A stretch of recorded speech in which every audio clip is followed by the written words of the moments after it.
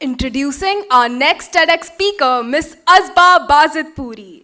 With experiences ranging from writing for MUN newsletters to interning at Fortis Hospital, she brings a voice that's thoughtful, bold, and inspiring. Miss Azbah is a powerhouse of creativity and intellect. She has won first place in a poetry competition at Perseverantia, second runner-up in a slam poetry competition. She has written articles for MUN newsletters. She has completed an internship with an NGO called Mukkamar, focused on female self-defense. She has participated in a psychology internship conducted by Fortis Hospital and has completed a robotics course and built a robotic device. Ms. Azbah will speak on the topic, Storytelling, an effective teaching learning tool. Now let's hand it over to Ms. Azbah.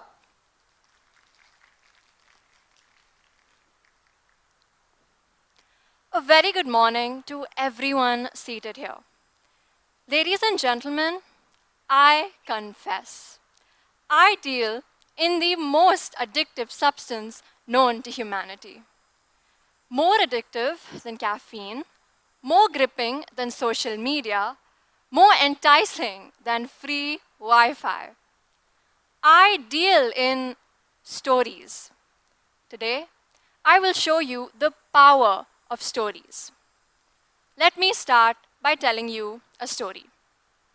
There was this teacher who taught some pretty complex economic theories and very dense material. But never would she start with theories first thing. She'd always start with a story. She wanted to explain supply and demand. She didn't draw a graph first. Instead, she told a story. The story goes like this. There was this one locality with just one pani puri vendor selling the most delicious pani puri ever. Mouth-watering, isn't it? A long queue would form because everyone wanted to have pani puri from her. Some people were even willing to pay a higher price just to eat her pani puri. But she could only make so much pani puri each day. So she decided to buy more pani puri ingredients and raise the price. But of course, with the rise in price, some people stopped buying.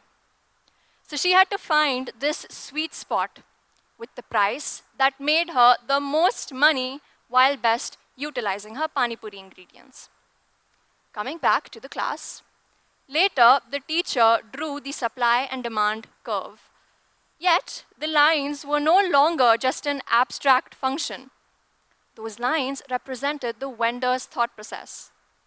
On the y-axis, it was the price she set, and on the x-axis, it was the average number of pani puri she made per day. The intersection was that sweet spot she had to locate. A dry, theoretical domain brought to life with an immersive story. You know, this reminds me of a quote I read when I was scrolling on my phone. Tell me a fact, and I'll learn. Tell me a truth, and I'll believe. But tell me a story, and it will live in my heart forever. Isn't that so true? Because while we believed we were only receiving the best entertainment package, stories like The Hare and the Tortoise or The Boy Who Cried Wolf were essentially childhood's fun factory, mass-producing moral values. So that's exactly what I'm going to talk about today. We will explore the wild, wonderful world of storytelling as the best teaching tool. Okay, picture this. You're in 9th grade, it's 8 a.m. on a Monday, and your chemistry teacher is teaching you about ionic bonding. You are a second away from falling asleep. Sounds relatable, right? I mean, we've all been there. But what if your teacher sounds like this? Everyone was jealous of sodium and hated sodium for having an extra electron. Sodium just wanted to lose the electron to fit in. One day, sodium bumps into chlorine, who just needs an electron to be complete, so that the other elements wouldn't make fun of him. They both became friends and agreed to help each other. Thus, an ionic bond was formed. Sodium donated, so it developed a positive charge, while chlorine borrowed, so it developed a negative charge. That is an example of ionic bonding. Didn't that make chemistry a little less scary? The concept is clear, and you're still awake. Isn't storytelling a great way to learn? Okay, let's be real. Without paying tribute to the walking, talking story archives we call grandparents, no conversation about storytelling would be complete. This one time, when my sisters and I were quarreling and wanted to kill each other, my grandmother, being an expert, knew exactly how to handle the situation. Listen to this story for 5 minutes and you will get fresh cookies. How could we resist? Because cookies weren't just dessert, they were weapons. So we listened. She started. A father was dying and was worried about his sons who never got along with each other. So he called his sons and gave each of them a bundle of sticks tied tightly together. Break this, he said. No one could. Then he untied the bundle and gave each of his sons one stick. They were easily able to break it. You see, said the father, together you can't be broken. But when you are apart, you are weak. So stay together. His sons learnt the lesson and they started to spend more time with each other and appreciate each other more. You know, funny thing is, my mother then passed by the living room and said, "Hey, you told us that story when we were kids." That's the beauty of storytelling. Stories are living time capsules that are passed down from one generation to the next, with each new generation inheriting them with greater wealth than the one before it. So my grandmother left to bake those cookies she had bribed us with. Few minutes later, we all sat in the living room, watching television and enjoying our cookies. That was it. Certain lessons are so profound that they transcend translation. You know, typically, the most unforgettable lessons remain tied to a little story. Here's a story that beautifully articulates that. This story is about my mother's best friend, Maria. In one of her driving lessons, Maria repeatedly caused the car to stall. Her driving instructor sighed and said, "Madam, आपसे driving नहीं हो पाएगा. आप सीखना छोड़ दो." Translation: Madam, driving isn't for everyone. Perhaps you should stop trying to learn. Maria retorted, "शायद आपको सिखाना नहीं आता. आप सिखाना छोड़ दो." Translation: Excuse me, maybe you don't know how to teach.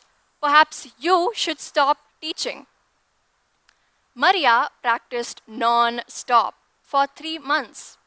Her resolve was strengthened by every sigh of frustration, every honking horn, and every stalled engine. On the day of her driving test, Maria passed with flying colors. Her examiner asked her what had sustained her through all those failures. Maria smiled and said, "I was told I wouldn't make it. That motivated me to keep trying." That was Maria's story. She was the protagonist who experienced failure and faced it unfazed. My mother would pull out this story and retell it whenever I felt like giving up or was moping over my most recent setback. I would always be prepared to fight again after it flipped a switch in my brain. That story was my wisdom-wrapped reset button. You know, right now, in some place in the world, some parent is telling their impatient child about the hare and the tortoise. Or a teacher is teaching teamwork through a story about some sticks bundled together. Different people, Same stories, timeless universal truths. Stories help people find truth for themselves. In fact, let me share one last story. Imagine this. When other children learned to ride bikes, this one boy learned to work. His father had passed away when he was still a child, but bills had to be paid. So he worked while his classmates played. He was forced to grow up way too quickly. Decades later, that same boy, now a man, was just watching his own 8-year-old whine about having to decide between Switzerland and the Maldives. See, that story is actually the story of my father. As a father, he dedicated himself to ensuring that his children experienced the joy, security, and opportunities he never had. His journey from a working child to a devoted father who always put his children's needs before his own is the heart of this story. The thing is, if I hadn't heard that story, I would still be whining about unimportant things, oblivious to the struggles and sacrifices my father made in silence. Whether in the classroom or at home, stories can impart lessons that no textbook will ever be able to give. There's an entire history behind a mother's weary smile and a father's tranquility. You see, the best stories are not on Netflix or when you're binge watching. The best stories are sitting right across from you at the dinner table, waiting for you to ask. Stories aren't just lectures. They are templates for resilience, roadmaps through adversity, and life lessons cloaked as memories. Everything else will fade, but those stories will stay forever. That, ladies and gentlemen, is the power of storytelling. Thank you.